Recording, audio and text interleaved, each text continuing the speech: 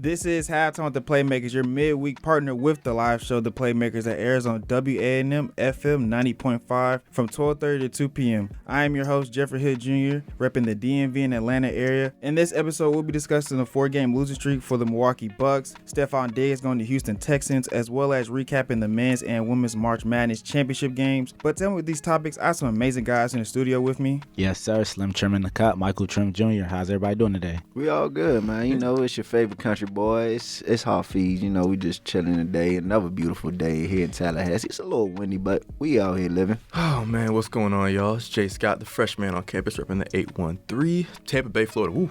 Boy, that's where he was from. Yeah, man. No. It's been a long week, man. No, It's just getting started. No, seriously, I felt that. Now, somebody asked me, how's your mental health? I'm like, bro, I'm not even going to lie broke to you. down in tears. I did, though. Maybe sometimes, bro. I'm like, I'm ready for the school year to be over at this point. Like, it's like now it's just dragging at this point. Facts. But, fellas, you know, the first topic we always got to start off with is FAMU. Now, the orange and green game is this Saturday, fellas. What do you expect to see from this spring game? I'll start it off. I'm not going to lie. I just want to see, consistent quarterback play. I don't know how many quarterbacks, teams usually play in the spring game, but like 4? Depends, 3. They'll probably go go through the entire depth chart. Okay. Yeah, I just want to see, what, the transfer QB is looking like. Obviously, see if Sunshine got any improvement on his game. Who else we have? Jacoby, right? Yeah. See what, he's looking like. Because I don't know if they named a starter yet. I don't think they did. No, but this is what Colzie III said. He says between Sunshine and Daniel Richardson. That's the FAU transfer, right? Yeah, it's just between them two. Okay, wow. I mean, even if you've seen like the promotions and stuff they put on FAMU Athletics, it's mostly been the dude from FAU too. So okay, yeah. But I mean, if it's between Sunshine and Richardson, Sunshine has to have some type of improvement because we seen him last year and it was very pedestrian. Country could have went out and did that, but okay. But yeah, I just want to see consistent quarterback play. What about you, Country? I just gotta agree with that. It's more so for the quarterback because anybody that wins the SWAC always has the best quarterback play at the end of the day. That's true. And so far, I didn't know how short the transfer QB from FAU was. I thought he was a little bit taller than that, but he is. No, he's short. He is bigger. He's stockier. He's stockier, but I didn't know he was that short. But that's most of what I'm focused on because I feel as though the defense is still solid. We lost a lot of Hunt. We lost a lot of people. There's no Major. There's no Land. I was about to say nobody's gonna say the defense yet. I was gonna get to that. Yeah. So I mean, that's what I feel as though like Colzie got something in the works for the defense, especially from the transfer portal because we got a lot of people from the transfer. We lost 2 of the players after Coach Willie Simmons left. Yeah. But a lot of them did come back. It was just the 2 Florida State guys. Do you know where they went to after the fact? After they decommitted from FAMU? Yeah. Okay. But other than that, so right now, I'm just curious to see what the quarterback play is going to look like and what the defense is going to look like. But at the same time, how can you really gauge what the defense looks like when you have bad quarterback play? I'm not saying we will. Yeah. But it's like if we have bad quarterback play, who would you say is actually winning? More than like, I feel like at a surface level, of course you can say like, quarterback play and everybody's gonna look at the offense and see how they produce, especially with, Musa graduating. But on defense, I want to see specifically the trench play, like from the defensive line. That's what I was gonna say, yeah. Because you can get like a decent gauge of the defense depending on how the quarterback plays in the spring game. But at the defensive line, you can see the depth, the aggressiveness. All right, how good is their explosiveness? How good can they read the holes? How well can they plug these holes? I really want to see the consistency and depth within the defensive line. On top of that, defensive backs. Yeah, them too. Because Coach Colzie is taking a step away from his position group. I want to see how. No, he still has his hand in it. I mean, he still has his hand in it, but not as deep as he had before. He's overseeing the entire thing now. So I want to see consistency there because that has bailed us out a lot last season, especially in the Southern game and games like Alabama State, even in the Howard game. Prairie View. So both times. I think defense is honestly going to be a huge thing people are going to be looking for. I also want to see what these Florida State transfers look like. I've been to a practice or 2. I wasn't really like, oh my gosh, wow. I wasn't wowed by them. So hopefully they can show me something differently. And also quarterback play. I mean, quarterback is the most important position on the field. And we have a huge question mark. I don't know who's going to take that position. I don't know who makes us better overall and just elevates FAMU as a program, but hopefully one of them steps in there and realize that they have some big shoes to fit, even though we get on Jeremy Musa a lot of times. They have some big shoes to fit though. Do you think that next season they'll kind of move away from like Well, just because we have that giant question mark at quarterback, there'll be a more emphasis on the run game. So are you going to say they're going to handicap the quarterbacks? Not handicap them, but there were certain points at the season where we needed Musa to pass the ball. If we have that giant question mark, especially going into the season, and we're not comfortable with airing it out against these better defensive back groups, do you see us putting more emphasis on the run game, especially with the new transfer from Florida State? I feel like we can, but I feel like that'd be a little bit too obvious, and that would handicap the offense overall. Just makes it one-dimensional. Yeah, if we're not getting something going, they're going to hand the ball off. Right. We can't do that. What do you think, Trump? Country brought up a good point. Like, how do we differentiate, bad quarterback play versus good defense play? Yeah, because the quarterback could be missing reads, and then I always say if you got two quarterbacks, you have no quarterbacks. That's real. But even defensive line, it's not live though, so you can see them get pressure in the backfield, but they still let the quarterback throw. So you could still, it would be more of an emphasis on see how the defensive backs react. And that's what I'm saying. You're not really getting a gauge of the game when you're not really you're seeing a rush, but you're not seeing a rush. No, I get it. I'm just saying you can see the progression within the defensive linemen. Just see how they get to the backfield. That's true too. I also want to see what the wide receivers can do. That was going to be my next point. Yeah, some are very inexperienced, so I just want to see how they gel with the new quarterbacks as well. But one thing about the state of Florida is that you're never going to have a lack of skilled players. Never. Yeah, but experience matters, and that's what we lack in the wide receiver core right now. We very lack that. Ja'Cory Jordan, he switched his position to wide receiver. Exactly. So he's not a quarterback. He's not a quarterback no more. Is Marcus Riley still there or no? I mean, their cornerback unit, they got a little bit of freshmen. They still got Zorian and they got DeAndre Powell coming back next year. Right. Zorian was a freshman that actually got some playing time last year, number 6, and then you got DeAndre Powell, who's a sophomore, coming back as well. So those two should have something. Well, but had they been in certain moments in high pressure games? I know Zorian was in a high pressure game against Southern. Yeah, I did see that. Well, they all got to start somewhere though. Yeah. I mean, that's what I'm saying. Granted, we got 2 games to get it figured out. We got South Carolina State and we got Norfolk State. Yeah, it's kind of like what separates the men from the boys in the wide receiver room, because if we can't get nothing shaken, we're gonna be handicapped and obvious to just know what we're going to do at all times. So do y'all think those two non-conference, obviously outside against Miami and Troy, but the Norfolk and South Carolina game, do you think those games matter? Yes. Those games will matter, and we can from them 2 games, we're going to figure out who we are as a team in them 2 games. Not only that, you can kind of get a gauge if we're being serious about competing in December and possibly going back to the Celebration Bowl. Those are 2 teams that have made progressions within the MEAC to make it a competitive conference. So we'll see, how we gauge against. MEAC has honestly dominated SWAC for the last 3-4 years until the Celebration Bowl when they beat Howard. But you'll see, I think, a test of how this team will respond to adversity and a harder game coming later into the schedule. So let me ask you guys this real quick. If we go 1-3, 2-4, what are you guys gonna have to say about the team and as far as Coach Colzie coaching? I'll say don't panic. 2-4. Well,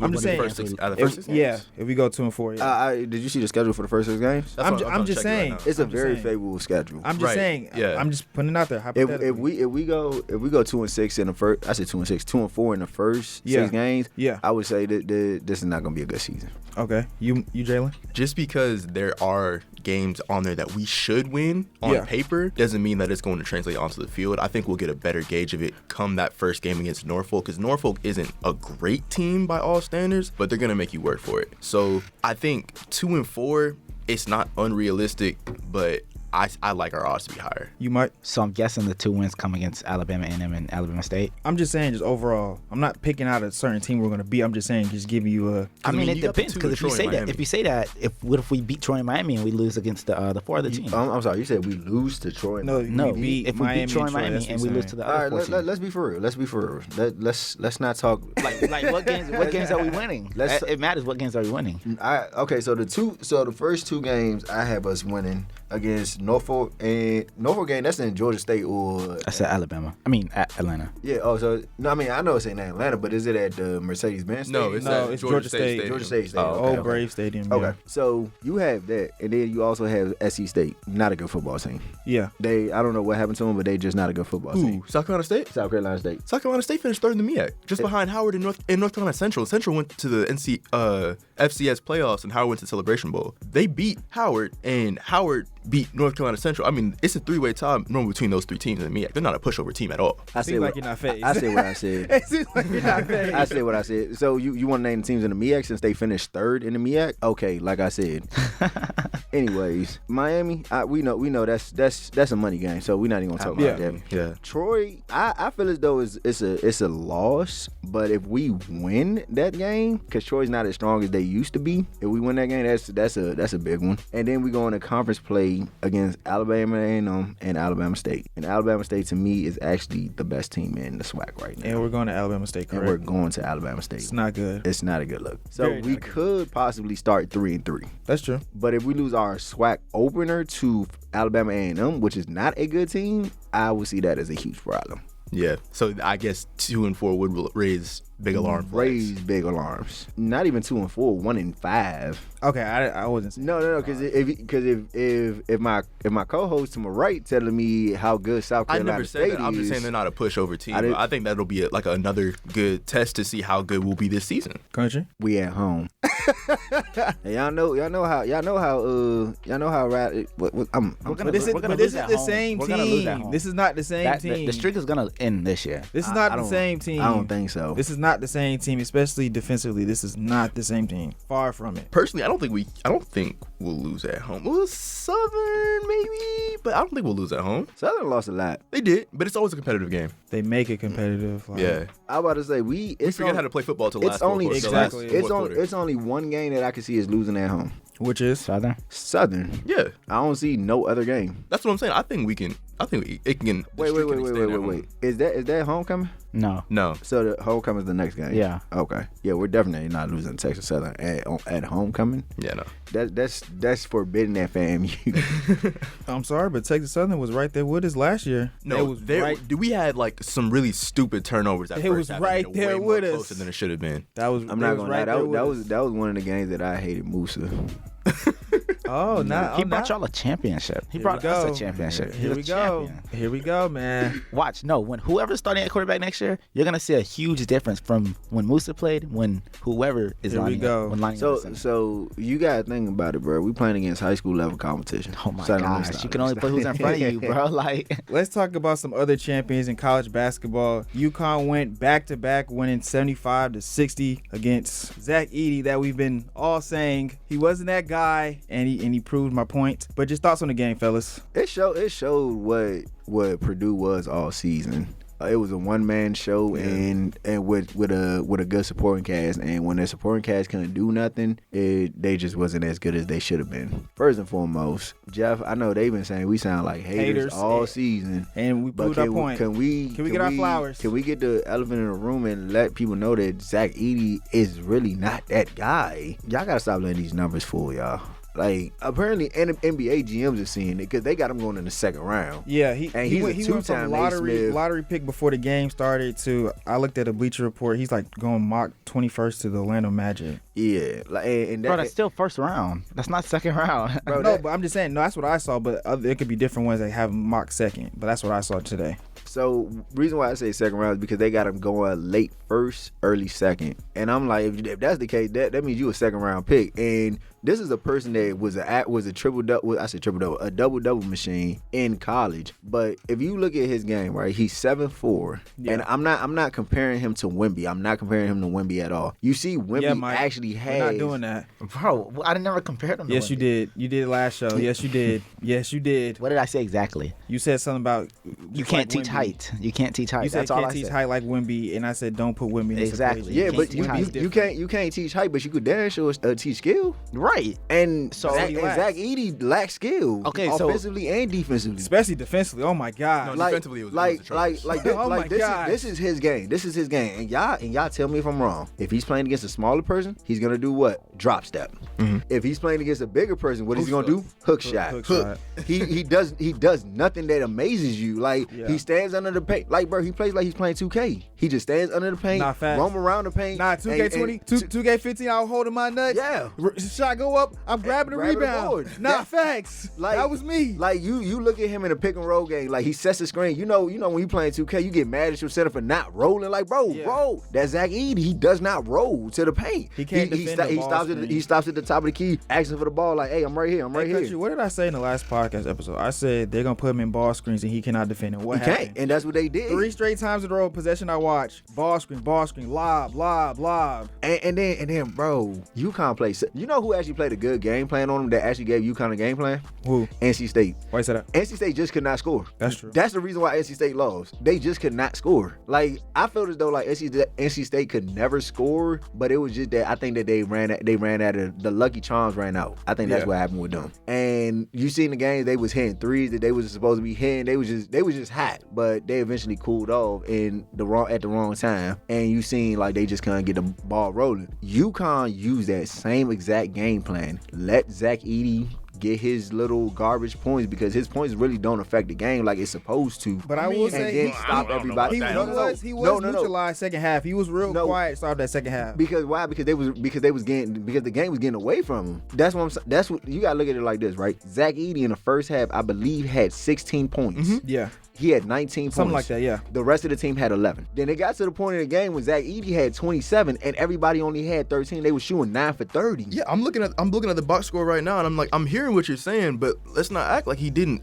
score. No. I'm not saying he did it. But the end of the points, they were garbage points. To be honest, like, the lead was already extended. Clingan had four fouls left. Yeah, and once they took Clingan out, it was just like garbage points at that point. Just score. But what I'm saying about him was it was more so like they was just they wasn't even double teaming him. They was literally letting him do whatever he want. They did double team attack. Like they were like just they would show, but they really wasn't. They would dig in and go right back out. Because the thing is, they didn't want nobody else to score. They was like, he's gonna if they were gonna have anybody beat us, it's gonna be Zach Edey. Yeah. Like, and Zach Edey was doing the same thing: drop step or hook shot, nothing else. Like, that's what I'm saying, Mike. Mike, come to the stand. Come to the stand. I'm here. Come to the stand. What you have to say about the game overall? Nah, y'all were right. You know, his game is very good. Hold on, clap. We were right. I never said he wasn't limited. Hey, this is what you call maturity. I never said. Hey, listen, I believe it's Phi Beta Sigma. That's the only reason why he's doing that.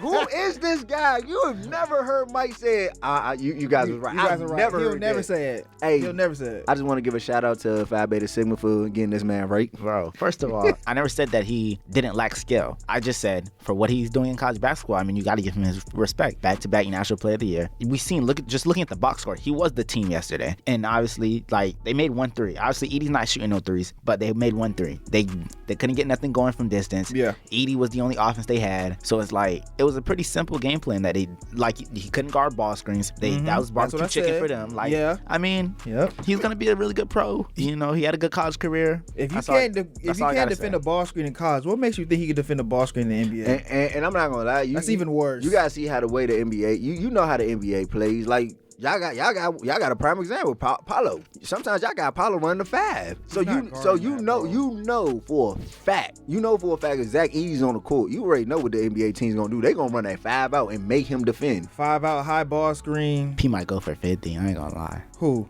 Paulo. Oh. I thought you were talking about Edey. I was about to say, come on, Mike. We just gave you props and all that. That's what I'm saying, man. But nah, it was a very disappointing game to watch, honestly, because it showed the lack of skill that Purdue really had all season. Like that, it was really hard to watch. But man, they put that belt on them boys. Like for sure. Once they got their lead, they did not look back. But I saw a crazy stat, right? Did UConn not UConn? Did Purdue went literally 18 minutes to the game without making a single 3? Yeah. Okay, so I wasn't tripping. Jalen, what's your thought? I had a few points. So I hear what y'all were saying about Edey, and I agree with you. I just like Mike, I understood. Hey, got another one. I admit when I'm wrong.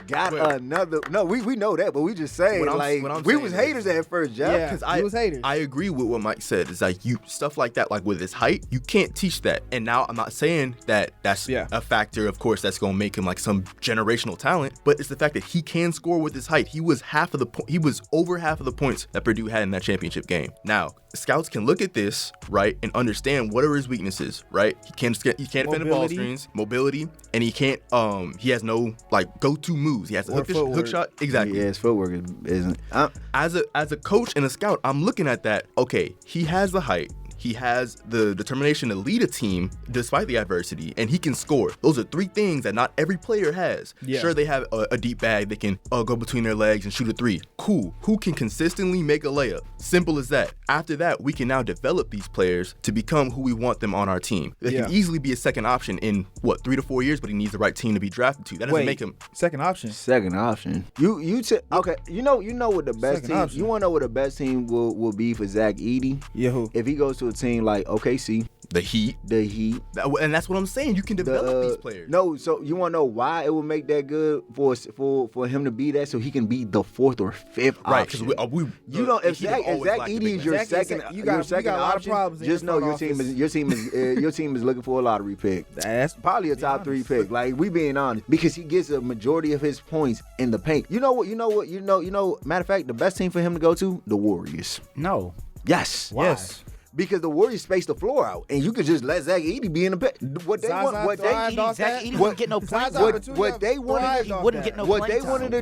wanted to do with James Wiseman, they can do with Zach Edey. He wouldn't get no playing time. He has to play behind Looney and Trace Jackson Davis. He's not getting no playing time. But no, I get that. But guess what? That's what they was trying to make Looney do. They wanted Looney to be that big man. You feel me? But it be teams that used to. Yeah, that was just a problem with Looney. He's just too short. Like, it's not that they don't want to do that. It's like Looney's just undersized. He's an undersized center. I hear your But point. to my second point was that... My bad. No, you good. We all saw this coming. I mean, we said from the get-go it was going to be UConn and everybody else. But I think we had a similar issue with the women's championship too. We saw a team that had one signature player go off, and that's their team. Yeah.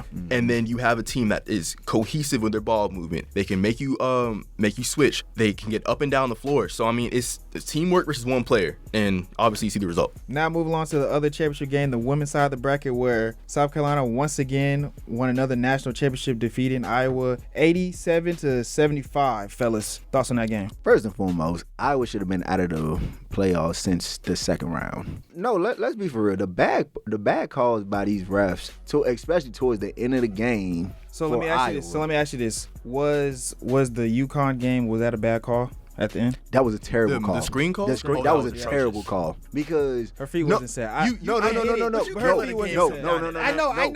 I said the same thing on Twitter. But listen. Her feet wasn't set. I get that, but if you watch Iowa. Yeah. Prior to that, how many illegal screens, number 45 from Iowa, that girl has set. She set 3 illegal screens in the same breath where her feet was not even moving. But when UConn, it was a call that you could have made, but you could have let go at the same time, or it's a no call because it didn't affect nothing at all. Yeah. But it was just like you called that for no reason because it was like she wasn't even shooting the ball, she wasn't even open. It was a simple drive, and you called a offensive foul. The girl even stopped, like she didn't even run into it, so it was like nobody even knew what the whistle was for. And then we just talk about it. It was just like, first and foremost. Wait, were you nervous when on the 10-0 run? Were you nervous? Who? When Iowa went on 10-0 run? I was sweating. I'm not gonna lie to you, bro. The same thing happened against LSU. I was like, damn, this is a really good game, and then they opened up 18-0. I was like, what are we watching? They went a 7-0 run. When that score was 10-0, I was like, ooh. I think I might have misspoke about Clayton Clark. She dropped 18 in the first quarter. I was like, ooh, this kind of over. But then the redemption story of them all happened when they put Raven Johnson. I'm gonna tell you, Raven Johnson, man, she's the real MVP. Like she might have had 3 points, but hey, them 3 points does not describe how she played. Hey, look, she had 3 points and 5 steals. Bro, she took it personally. And she made that girl shoot 1 for 7 from the field. Was flustered. Caleb Clark had 3 points on Raven Johnson. Raven Johnson was really just plugging her for fun. And that's when Diana Taurasi said the best thing. She said, I don't know why y'all acting so surprised, because guess what? That's what teams in the WNBA is going to do to her. Absolutely. So she can't. If she gets flustered over that, she's not gonna make it. That was like, I saw somebody compared it to when Booker had that session in the gym. It was like you double teaming, and it's like gym, it's like that's of course what you're gonna expect. And I think that played to South Carolina's strength too, because Dawn Staley had an interview where she was like, oh yeah, of course our practice players are gonna get rings too. They practice against an entire men's squad. I don't know if you've seen that men's squad, but they hoop. South Carolina got something. I don't know what Dawn Staley got in that water. 38-0. This is back-to-back years that they finished the season undefeated. Yeah. I mean, Iowa took them out last year, but they came back on their revenge tour. And Raven Johnson, man, because she talked about it too. She talked about how she had a mental breakdown because it was like everybody was talking about her because Clayton Clark waved her off like a couple of times during the game, and it was like and she felt like she lacked her game. Like she was like she didn't know if she even wanted to play basketball anymore because it's like she had to ask herself was she good? So she went to Don, and Don gave her some motivation. She never thought that she would be back in this spot again to see that same person that literally embarrassed her on national TV. She took advantage, and she took it personally. She took that girl one-on-one, picked her up from half court, and was strapping. I was just sitting there, had tears in my eye. I was like, go ahead. Mike, because I love Don Staley. You feel me? Like, I don't know how you can't. Yeah, for sure. I got a question. Yeah. It's kind of on topic, kind of off topic, but is Don Staley on her way to becoming like the greatest women's basketball coach? I think she already is. Yeah. I think she already is. It's hard to touch. I mean, you got Gino, you got Pat Summitt, and then you got Don Staley. I don't. I mean, you got and then Mulkey. If you want to throw Mulkey in there, but Kim.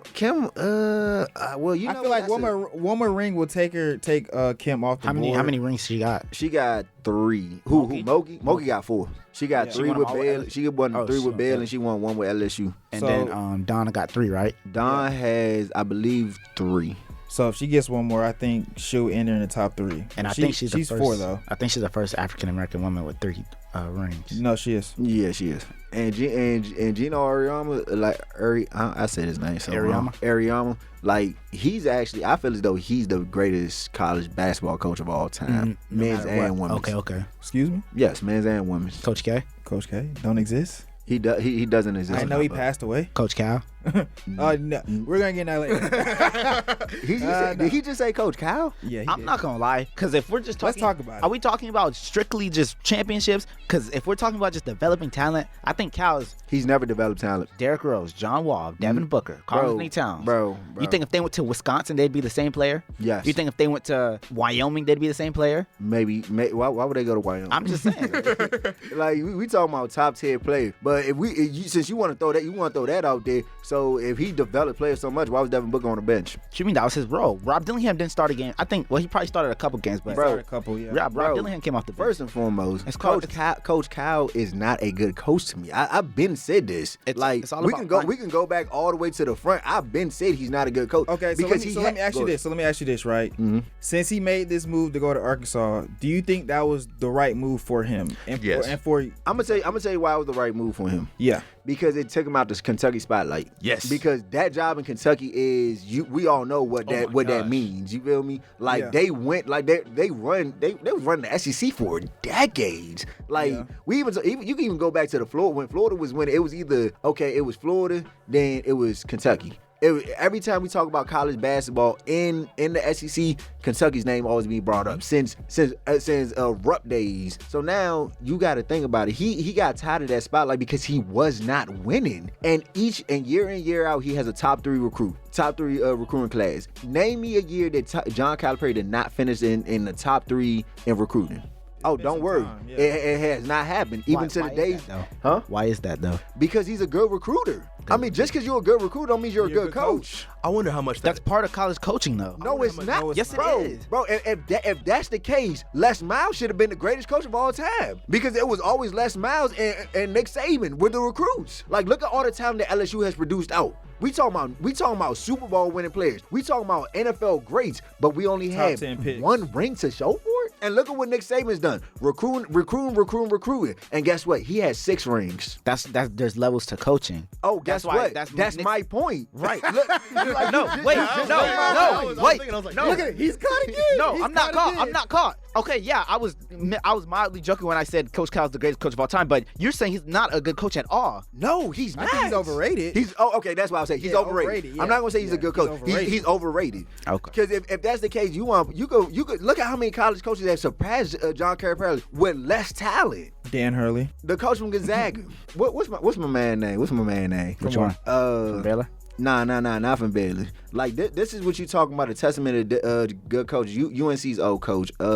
Roy Williams, and John Calipari. Yeah, we got two great recruiters, I'm but taking one Roy. exactly because one is a better coach light years away. Roy Williams did not like one and dones, and he still had a system that was better, that was produced for players to be in the college system and in the NBA. John Calipari just let them freshmen roll free. They freelance most of their games because there's no reason why you telling me you had the number one recruiting class in 2020 and y'all didn't even finish over 500. because you can see Cal has a different philosophy with his coaching style. He wants to get these kids to the NBA. That's his goal as a coach. No, because if that's the case, Isaiah Briscoe would have been the greatest point guard of all time. Isaiah Briscoe in 2015 was the number one player, and he came to Kentucky under Cal's system and did not do nothing. John Calipari could talk all he want, this, that, and the third. He did not want Jamal Murray. spin facts. He's spinning facts right now. I mean, I think Cal's a good coach. That shouldn't be So then who take, if you had to put somebody in that position, who you think is gonna take that position? like who I want or Yeah. who I think. Both. Who you want and who you think? Who I want, I mean, Because the nominees is Dan Hurley, which I said seen- no. He could say no all he want, but until somebody else sign that paperwork, I'm still believing in Dan Hurley. No, the wife said she's not moving. Hey. You know what they say? Happy life, happy wife, man. Hey, that don't mean nothing. So she could be. So guess what? If that job in Kentucky calling, hey, if I'm him, I'm answering that because Them numbers matching like them up. numbers matching up. Hey. They also said Hey, Billy she- Donovan could take the position, That- or somebody, or I somebody. would- on the I'm coaching staff. telling you like this. I want Nate Oates. I'm telling you like this. Nate Oates already came out and said he's not moving. I'm telling you like this. Yeah, he already if came Billy out and said Donovan take that coaching job at Kentucky, just know it's over for college basketball. When I tell you that is one of the greatest coaches of all time. He is, but this is a new era though. This is a little bit different. Like there was no such thing as NIL and playing a factor in these kids. They won this money. so But what he just came from the NBA, so he Yeah, I understands understand how that, the yeah. money works now. Yeah. And then on top of that, you go into the NIL, and so you can actually explain to these kids how this money worked. While you was in Florida in Gainesville, you was the last coach to win back to back. Yeah. So question. Talk Yeah. to me. What happens with all these recruits? You know, they got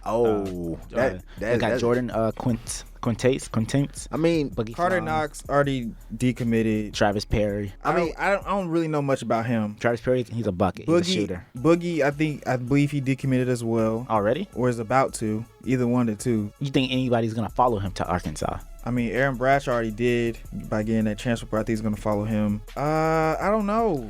but I would say Kentucky's in a very tough spot, depending on who they hire, and also too, you gotta think about it like this. They should have had somebody in plan. I don't think that they had an idea that was didn't. gonna happen because Calipari did do them dirty. But you still always gotta have somebody prepared. Like I would compare it to the Duke situation, just in the sense like we knew Coach K was finna be up out of here. That's not the same thing. But I'm saying they had somebody in mind. They was prepping him the whole time while they he was prepped that coaching. man for What 5 what years. about, They knew he was gonna be the head coach of Duke in 5 years. They already knew that. What about Tyler Ulis? As a Tyler head Ulis. coach, Is that a possibility? I don't think so. I think Tyler's way too young for him to be a head coach this early in the game. Tyler Ulis is only like 28 years old. What if they was prepping him and his time might just come sooner? That might be a name. They might want to keep it in house. I can't disagree with you on that, but I don't know if Kentucky want to keep it in house though. I think they would want a big splash just because they just lost a big splash in the coaching. Because regardless of what you want to say,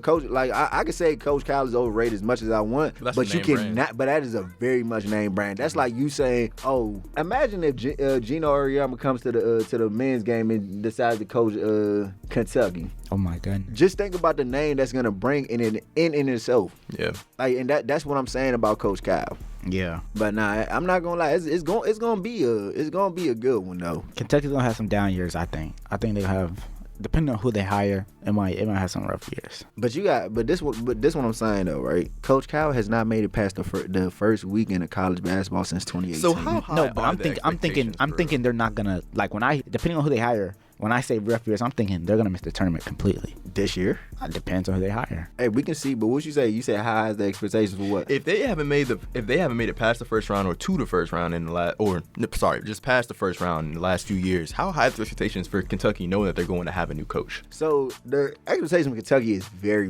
very much high because it was high to the standpoint is like you had the best recruiting class in history. Mm-hmm. Like, and we talking about in college basketball history. I think they said this was the best recruiting class since the days of the Fab Five. Right. Like, that's how good that recruiting class that came in last year. And then just to get bounced in the second round, not even the second round, in the first round. Oakland and what was the other one? St. Peter's. But they have not made it past the first weekend of March Madness since 2018. So that's what I'm like. They went 1-4 at that too. That whole time span. Mm-hmm. But was the pressure placed on Coach Cal or Kentucky as a program? It was placed on Coach Cal because it's like you're bringing in talent after talent after talent, and we're seeing the players that's matriculating into the NBA. Like, and it's like, bro, why do we only have one ring? That's true. Now move on to NFL, fellas. NFL trades are still going on, and the biggest name, 4-time Pro Bowler Stefon Diggs for the Buffalo Bills, is now on the way to the Houston Texans for a second-round pick and multiple other picks as well, given towards to the Buffalo Bills. Now, fellas, they traded him for a bag of chips. That's true, but what are you guys' thoughts on the trade? I love the trade. I'm not gonna lie. I love the trade. It makes the Texans look more exciting. I mean, they were already exciting going into next CJ, season. Joe Mixon, Stefon, Nico, Tank Dell, Dalton Schultz. I just wonder how he's gonna blend with the other receivers. I feel like he'd be like the short guy, the guy that runs the short roster. That's what I'm saying. You got Nico run the medium. Yeah. Tank take the top off. Tank, yeah. I think that's gonna go. Man.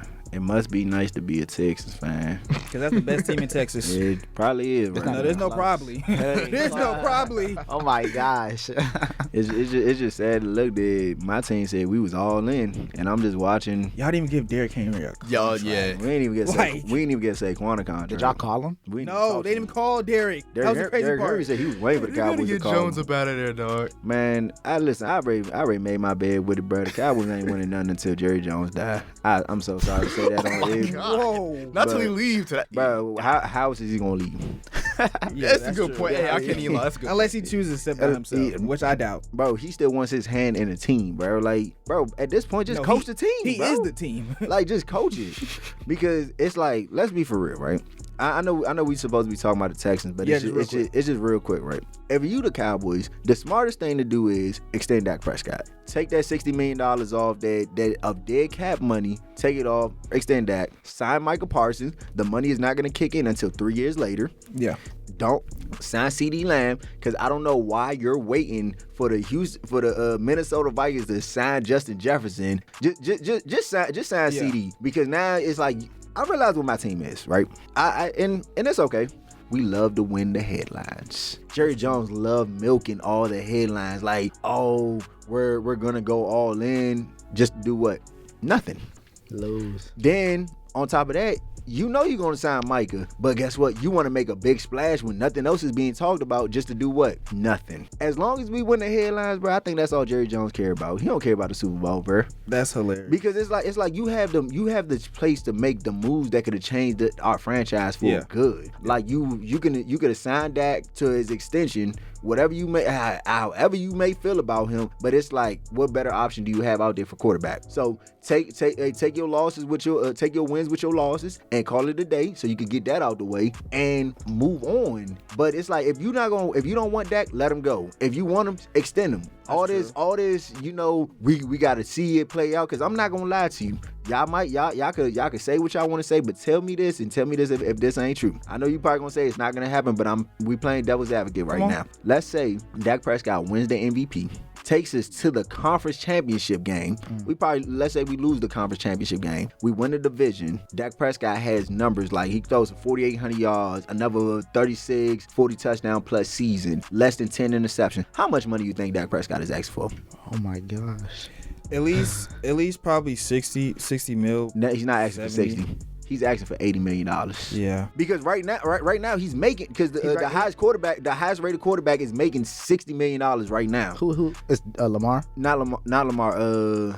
Justin Herbert. But yeah, he's the highest paid quarterback right now. So you're wasting your time, because if he has another season like he just had this year and wins the MVP on top of that, I'm sorry, bro, we're broke, because we can't sign Micah, and we not gonna be able to sign the CD, and we not gonna be able to sign Deron Bland, because all them contracts come the same exact year. So why are you playing games? That's true. Y'all boys gonna be screwed. And that's why I say the Texans GM, he's playing it smart, because why? Let's get the pieces around CJ Stroud before we have to pay CJ Stroud that bag. So question, what's the likelihood, because how many years he got left? 2, 3 years? Who, C.J. Stroud? Yeah, C.J. Stroud got 4 more years left. 4 more years. So yeah, how many out of those 4 years? What's the odds they win a Super Bowl? Just throw a percentage out there. I say the odds are very high for them. I say right now. This next season. They got like a 50, 60%. This next season is gonna be. I say go up a little bit more. 50, 60%. Like they in the 70s right now in my books because So what's the other 30%? Let me ask you this. Other than that, what's the name? Kansas City? Yeah, that man up there in Kansas City, Pat Mahomes. let me ask you this then. What would you rank? And also too, Lamar. What would you rank the Texans right now in AFC? 3rd. Okay, give me a top 5. Top 5? I can give you a top 3. I'll give you top 5. Either or, just come on. So my top number 1 is gonna be Kansas City. Number 2, Baltimore, and number 3, Houston. Mike, top 5, top 3 doesn't matter. Top 5. Yeah. I got you. KC, Houston. I'm gonna go Baltimore. I'm gonna go with Buffalo's not there no more. Yeah, they're done. I'm gonna throw the Jets in there. If Aaron Rodgers can stay healthy, I'm gonna throw the Jets in there. I like that. I forgot about the Jets. You know a sleeper team too? The Browns. The Browns. Yeah, that's my 15. The I was Browns. gonna throw the Browns in my top 5. I'm sorry, I can't put Deshaun Watson. I know sorry. Deshaun Watson. This is make or break Over for him. Joe? Yes. Over Joe? Yeah, I gotta see what they do. I'm sorry. With the I can't, Deshaun. I gotta see what they. And I'm also a big Steelers guy. I'm high on the Steelers. I think that move that they got Justin Fields in Pittsburgh, I think it's actually gonna work out. I'm a big Steelers guy. That fifth team is gonna be. It's a team from the AFC North. I got the entire AFC North in my top 10. Yeah, they definitely. But yeah, it's one of them 3 teams that's taking that 5th spot. For and me. Tennessee made some good moves too. They're not even sniffing. If Y'all don't think so? the Harbaugh I'm move, sorry, they're not even sniffing. if the Harbaugh move is Thought good, Austin the was Chargers in there for a could be the 5th team. But I just got to see it first. Yeah, you gotta see it Justin first. Herbert's still overrated in my book. I think he Oh is my too. gosh. He I'm is. gonna go. How? Go, What you Jalen. mean? Come on, I'm Jalen. gonna go KC. I'm Yeah. gonna go Houston. Yes. I'm gonna go Baltimore. Yes. I'm gonna go. Come on, I gotta hear Bengals. Come on, Bengals Jets. That would be perfect. I'll go with the Bengals. Oh my gosh. And then I'm gonna go Chargers. Oh my gosh. Okay. This guy. I was thinking more Jets. Where You the know, Jets they at? got No. Mike Williams. They could get Brock Bowers in the draft. They could. If they draft that if O they line draft looks Bowers, good on paper. It looks good on paper. I'm gonna tell you like this. They should draft Brock Bowers, but I think they're gonna go with another receiver. I think so, they're too. gonna take Malik Neighbors. I think so. So where would Bowers fall to? I think Bowers falling all the way to 10. The Jets are 10, right? The Jets are 10. They are 10. Oh. Yeah, that's what I'm saying. They can easily get Brock Bowers right there. They could. If all the receivers is gone, if them top 3 receivers is gone, then I think they would go Brock. But speaking of the draft, 2 weeks away, fellas. Who's the most ready NFL quarterback right now? None Let of me them. see these right now. What? The only person that I can say that's NFL ready is Jaden Daniels. LSU homer. Oh my gosh. It could be, but No, it is. There is no could. He cannot use his greatest strength that he had in college in the NFL. He's gonna get mollywopped by most of them. Caleb Yeah. Williams not ready? no. What? Caleb Williams still immature. Do you know Caleb Williams don't talk to none of his coaching staff? He talks to Lincoln. That's literally the only person he talks to. Who else he need to talk to? That's the His head. quarterback coach, That's the head his man. offensive coordinator. He was a cancer in the locker room. Where you getting this from? Exactly. I'm gonna You be don't honest. know. Adam. You don't know. Schefter. You don't know. You don't know. Adam Mike go. Schefter. Mike go. You don't know. You said who's the most NFL ready? Who's the most NFL ready quarterback in this draft right now? I mean, I like what Country's saying because I'm a big Jaden Daniels guy, but I'm gonna say JJ McCarthy. I think So you one of those that believe in the hype of JJ McCarthy? As No, well? but 'Cause I he's believe- had a lot of hype saying he'd go number 2. right, but I'm just saying JJ McCarthy. He's not gonna lose me a game. He's gonna come in and do his job early on, and if Yeah. he develops into something special, I think he can. So Okay. No, I was just asking you to believe in the hype. I think he's gonna be a really good NFL quarterback. Okay. Because you know what they say about him? He's just a handoff quarterback. Yeah. But I mean, swear. if you're blowing if teams, you- That's what they say about but him. if you're blowing teams out, you're gonna hand the ball off. You have a good defense. But they wasn't blowing teams out. They was literally But the thing handing is, though, ball I off feel the like- entire game. I and you feel had like two. You had two NFL running backs. in the team. This made JJ McCarthy when he threw an interception first possession against Alabama. He came back, shook it off, touchdown drive. And then look at what he did last year against TCU. I think he had like 4 touchdowns or something like that. Yeah, half his team was injured. So That showed me a lot you right talking there. about that TCU team that allowed Georgia to score 65 points? that TCU defense? gosh. Oh, okay, Yeah, but okay. his- I was just making sure we talking about the his same starting TCU. running back was out. You watch more college football than me. Hey, That team was depleted. I think I watch a lot of college football more than a lot of people, but that's what I'm saying, man. I don't trust JJ McCarthy. Like, it's 2 people in Coming this from the draft. LSU homer. but I said Jaden Daniels. He's probably up All there. right, so I'm gonna tell y'all my top 5 quarterbacks in this draft because Go. since nobody want to talk about it. Number 1, Caleb Williams. Number 2, Jaden Daniels, number 3. So wait, time out. How do you have Caleb Williams? Right. That's what I'm saying. Number 1, and then the person saying, "Oh, he's not ready. He's immature." Come on, man. All right, okay. All Make right. it make sense. Let me be for real. Yes, make it make Number sense. 1, Michael Penix Jr. Number 2. I'm finna cut his mic off. We're being inconsistent. Wait. What did I say wrong? What's wrong with Michael Penix Jr.? First, you just said Caleb Williams. Nah, I know. Then you said, "All right, let me be I know, serious." I know. I'm And hearing you, but it was the way you like. Penix. And then you phrased said, it. and then It you was said just- Jaden Daniels the most NFL ready, We but went you through didn't three put him different that quarterbacks one. for number confusing one me. spot. We need the top one. Give me the one. The number 1 quarterback, Caleb Williams. Okay. All right. Who's okay. number 2? Number 2, Jaden Daniels. Okay. Number 3. Cool. Michael Penix Jr. Okay. See, there's consistency going Thank here. you. We went through 3 of them in the top spot. Now who 4? 4 is when it falls off. You feel me? I gotta go with Bo Nix. Okay. Okay. Fine. I think it's heavily underrated. Number 5, yeah, he's very underrated. I don't know why he's not getting talked about, but number 5, I got my boy from North Carolina, Okay. Drake May. Number 6, JJ McCarthy. Okay. Okay. So who do you think is most ready, Jalen? My opinion, I'm gonna go Caleb Williams. Just because I I think he believe not only his ability on the field, but he has an ear for the business. Yeah, he has like the whole he's a cancer, but like he knows what he wants out of. He knows what he wants out of his professional career. Yeah. And he knows he has the talent to back it up. So there's no problem with him now if he does go out. If it's true what they're saying, he's like, I want this person to make this trade if they're gonna draft me. That's a little much. But I feel like there's no harm in having like a professional sense of what you want and the That's team true. around you. So I'm gonna go Caleb Williams. I'm not big on the Jaden Daniels train as like second overall. So I'm gonna go. Why is that? Because of his frame? Yes, because he's from LSU. He's gonna get. I have no problem I with think LSU. his downfall is his frame. But people said the You gotta same be thing about real. Lamar Jackson, They though. definitely said You the gotta same be about real, Lamar. dog. But I feel like the league has been so exposed to quarterbacks like Lamar Jackson. It's not going to work for Jaden Daniels all the time. Why? Lamar's a little more built than But not only that, He's you a have little teams now scrawny. that are scheming against teams like that have a quarterback. But like you that. also got to understand, Jaden Daniels' biggest strength is not just his legs; it's really his arm. It isn't, but that is it's marketability. What have they marketed him as? The reason why Jaden Daniels had to run a lot is when teams decided not to bring pressure on him and they decided they wanted to go eight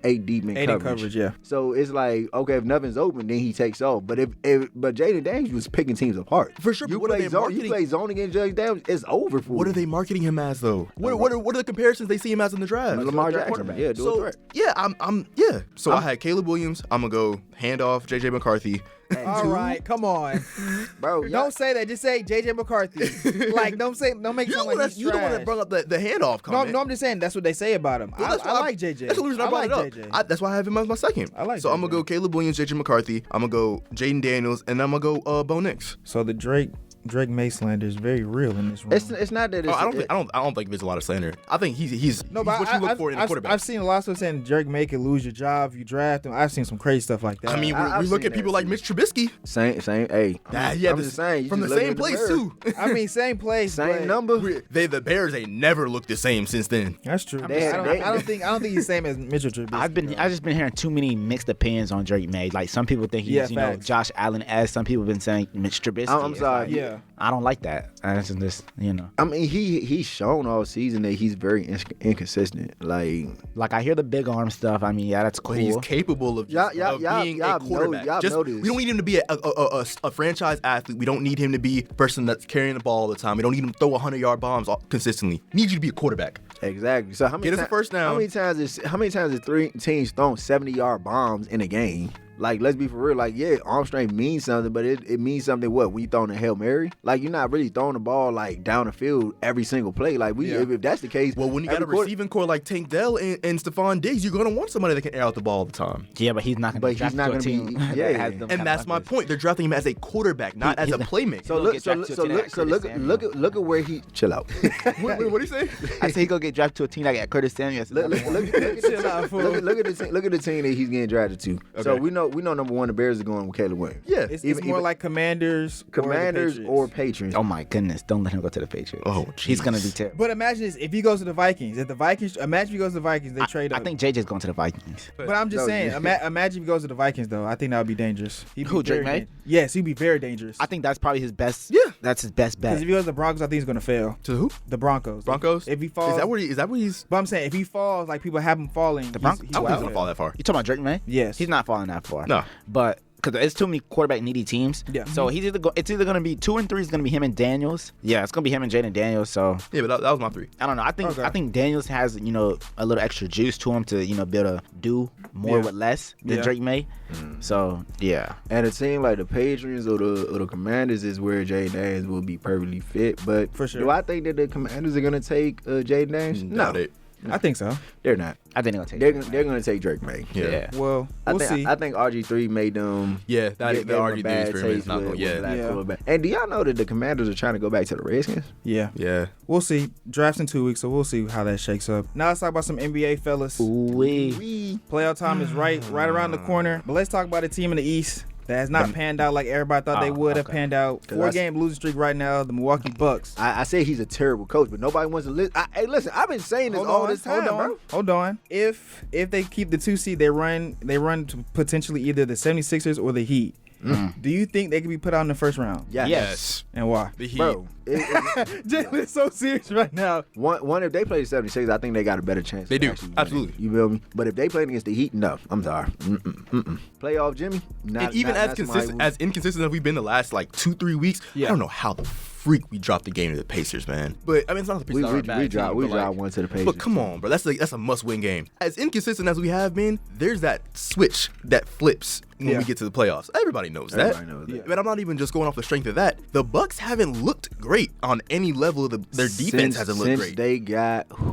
Since they got Doc Rivers as coach, they are a combined. That's the common denominator, bro. In a 33 game, in a 33 game, no, it was a 32 game stretch. They are 15-17. Yeah. They was the number Below 1 500, seed. yeah. They was the number 1 seed before Doc Rivers came, and since Doc Rivers has been there, they have not been over 500. Now they're on a 4-game losing streak. And they have drama at that. Doc Rivers saying they're not professional on the road. That's what I'm saying. On every and they have no platform identity. This is like the worst time of the year to have no identity going into the playoffs. This is the worst time. But before Doc, they had identity. For sure. And they was actually looked at very much dominant. Now it's like, what's going on? I always say, like I say every time, he's not a good coach, but nobody want to listen to me. Everybody like, bro, nah, he's not a good coach. And it's shown. I'm just looking at this on ESPN. The Bucks and the Sixers played 3 games, and the Bucks won all 3 of them. So I mean, we know the Bucks. I mean, Sixers is their most favorable matchup, but the Heat, I mean, they're only 4 games back of the Milwaukee Bucks. So it's like, it's not really a gap between the teams. And, you know, Jimmy's been hurt, you know, in and out of the lineup. So we're just not getting Hero back. We're just now getting a healthy spot. Yeah. So it's like, if we can get everybody healthy by the playoffs, that's the thing. If I'm a the Buck- Heat always get healthy around the playoffs. if I'm the Bucks, man, I'd start my coaching search now. I'm not gonna lie, because Doc Rivers, I don't know why Would you y'all. be surprised if they get bounced on the first round? Nah, and Giannis says, I want to get out of here. No, 100%. He's probably gonna ask for a trade. that would be The Magic are gonna insane. beat whoever we play in the second round because we're projected to play the Bucks right now. We up, Kiwi. So we looking at Thanasis leaving Milwaukee. Bro, stop. He won't have Breaking another news, job. man. His brother's the reason why he has a job. Breaking news: it's a trade package. The Milwaukee Bucks Hey, you trade. gotta take him, bro. Y'all are not serious. Another team in the East, though, without another star, Julius Randle out for the season. How far do the Knicks go? They're gonna go very far. Julius Randle is actually the problem. Oh, I wasn't expecting that answer. Okay. Why? Like Julius Randle is been a cancer to their team. I don't think it. I think it affects them. it doesn't affect them. it They're gonna doesn't still lose affect in the them at second. all. Like if everything stays the same, they'll play the Celtics in the second round, and they'll probably lose. Even though I think Brunson will be the best. Not the best. He's not the best player in that series, but I think he'll play the best in that series. That'll be a very entertaining 6 or 7 game series, in my opinion. I think it'll go it'll be- 7. I think it'll go 7. I'm not. It gonna has lie. the potential to go 7, though. Because Brunson, I think Brunson's like He's a that. game changer, and I think people put that type of responsibility on Julius Randle to be that second option. But like, what did he produce that much this season that affected the Knicks' playing style? And I think if the Knicks can take the Celtics to 7 games without Randle, which I think they will, I think the Knicks will look to move Randle for another star. Yeah. Okay. But who's willing? He has to brace himself. But who's gonna be willing to trade their star for Julius Randle? Probably be like a disgruntled star. Like, you don't think the Bucks would be like, yeah, we'll take Randle instead of taking some picks? They'll probably want to stay competitive. It just depends on the team. So just imagine you Or the Clippers. You telling me, whoa. Yeah. If Paul George wants to do a sign and trade to go to New York. Because Paul George is on expiring deal. Exactly. Paul George is nearing the end of his That's true. I'm cooking right now. Man, and Here we go. Now you wasn't cooking Or before. like, hold on, or timeout, or You timeout, wasn't cooking before. or timeout. Let's say the Suns get put out in the first round. You don't think KD gonna be like, all right, I want to trade, or Book? Man, I'm tired of KD, but like, You don't think Book could ask for a trade? Because obviously he's probably the most tradable guy. Well, Book not leaving Phoenix. Yeah, Book- I I can't feel like imagine Book is the leaving. franchise I can't player, yeah. imagine. I'm yeah, just like saying. Book leaving. I couldn't imagine that. all I'm saying is every team KD has left since he got to the Warriors has not been panning out like they supposed to. That's true. So. Now- I'm starting to see a common factor since everybody want to blame Russell Westbrook. or Carl Anthony Towns, because Nas Reed's playing Willie well in the starting he's playing center, so great. Cat might be out of there. He's Trade for playing Randall. Who knows? I think New York's gonna be in a good spot. Speaking of the West, I'm looking at this playoff picture bracket right now. The Clippers play the Mavericks. Mm-hmm. If this stays the same, who are y'all taking in The the game Mavs. series? The Mavs. The Mavs? In how many games? As what stuff look like right now, I'm probably taking them in 6. I got the Mavs and 7. Mavs in 7. But Kawhi he rides his game in the playoffs. I'll give him that. That's the only reason. I don't know. think he goes to I like the 7. Mavs in 6 just because Kyrie is back in the position when he was He with LeBron. hooping. Oh He's my back in that gosh. same position. Like, not really much pressure on him. When it's time to perform, He he's gonna performs. perform. Kyrie is hooping right now. And they got P.J. Washington, Daniel Gafford. Derek Lively is injured, but when he's playing, he's a good big Hey man. Jeff, we did say that P.J. Washington move was actually very big for the Mavs, and Yep. it has panned out. Him leaving. Hey, Coach, I think we just got the same. I said that too. We've been clicking. We can go back on we the episode. all I say said that was a that? good Yeah. move. That's what I'm saying. We all were like he talking about me and the bad Jeff. some of the best programs. Yeah, we've been No. Because when we asked on the trade deadline, what was the biggest move in the trade deadline? Me and Jeff said the Mavericks getting. I think we P.J. all Washington. did. I'm pretty sure I wrote that down too. That's what I'm saying. That shot still credit. Still credit. We can go back and watch the film, man. Trying to steal credit, man. But this concludes halftime with the Playmakers. Now we're getting to my favorite part, the shout-outs. I want to first and foremost thank my Lord and Savior, Jesus Christ, for what he's done for me as a whole, for my family. I want to shout out my friends. Shout out to the guys in the studio. Another great episode. Let's keep being consistent, fellas. Gotta thank the Lord and Savior Jesus Christ. Without him, we wouldn't be able to do what we do every day. Gotta thank the guys. Gotta thank family, because they're the motivation. And also you gotta obviously give thanks to the Orlando Magic. I'm not stressed anymore this time of year thinking about who we're gonna draft. I think it's time. Yes. It's a new era in basketball. Yes, it's time. We're very excited. I'll see y'all in June. Like I said, we're gonna keep saying it to the end of the year. And then when we come back next year, oh my goodness, I'm gonna go nuts because don't let it happen. I'm not even gonna say the words, but don't let it happen. You go ahead, country. But I just want to thank God. I just want to thank everybody. And today is the last day of Ramadan, so I just want to thank myself for even being in a position to even complete 30 days of Ramadan, 30 days of fasting.